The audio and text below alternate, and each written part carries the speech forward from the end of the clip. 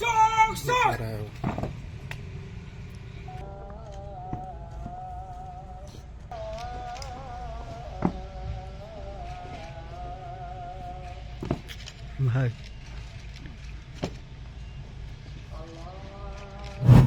नक्सल अभियान के दौरान शहीद हुए सीआरपीएफ हेड कांस्टेबल महेंद्र लश्कर का पार्थिव शरीर रांची स्थित सीआरपीएफ 133 बटालियन के मुख्यालय लाया गया, जहां तमाम जवानों के साथ साथ गवर्नर संतोष गंगवार, रक्षा राज्य मंत्री संजय सेठ, मंत्री चमरा लिंडा और डीजीपी अनुराग गुप्ता के साथ तमाम वरीय अधिकारियों ने श्रद्धांजलि दी है। साथ ही इस दौरान बताया गया कि किस तरह से पूरी घटना हुई थी।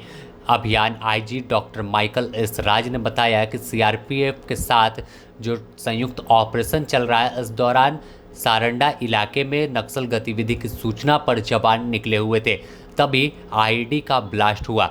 जब ब्लास्ट होने में एक जवान घायल हुए और फिर उन्हें वापस लेकर वहां से जवान निकल रहे थे, तभी दूसरा ब्लास्ट हो गया, जिसमें एक जवान महेंद्र लश्कर शहीद हो गए। वहीं एक सब इंस्पेक्टर और एक इंस्पेक्टर सीआरपीएफ के घायल है, जिनका इलाज राउरकेला में किया जा रहा है, लेकिन उन्हें दिल्ली एयरलिफ्ट करने की तैयारी की जा रही है। इस दौरान श्रद्धांजलि देने के बाद गवर्नर संतोष गंगवार ने कहा कि यह दुखद है नक्सल अभियान में शहीद होना, लेकिन नक्सलियों के खिलाफ ताबड़तोड़ कार्रवाई चल रही है और वो दिन दूर नहीं जब पूरी तरह से नक्सलवाद झारखंड से खत्म हो जाएगा। हमारे कई साथी घायल हुए, उसमें ये हवलदार जो आसाम में रहने वाले हैं, इनका स्वर्गवास हुआ है, ये शहीद हुए हैं।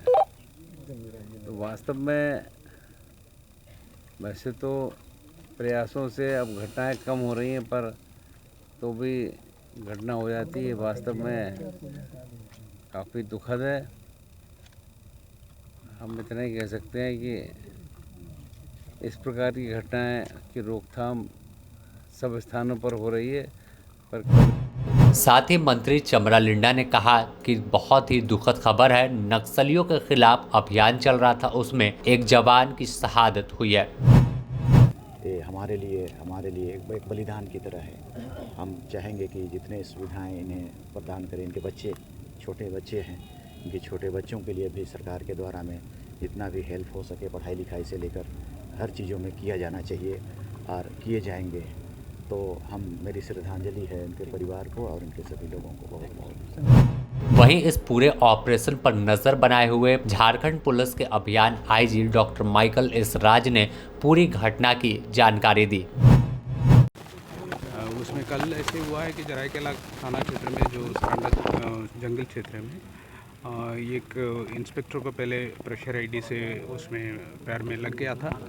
उसके बाद फोर्स के द्वारा उसको निकाल के लेके जा रहे थे। उसके बाद निकालने के बाद फिर वापस फोर्स लौट रहे थे। उसी क्रम में फिर से एक बार दूसरा ब्लास्ट भी हो गया था। उसमें दो लोग का इंजरी हो गया था। उसमें से एक शहीद हो गए हैं, जो महेंद्र लश्कर हैं, जो असम का रहने वाला है।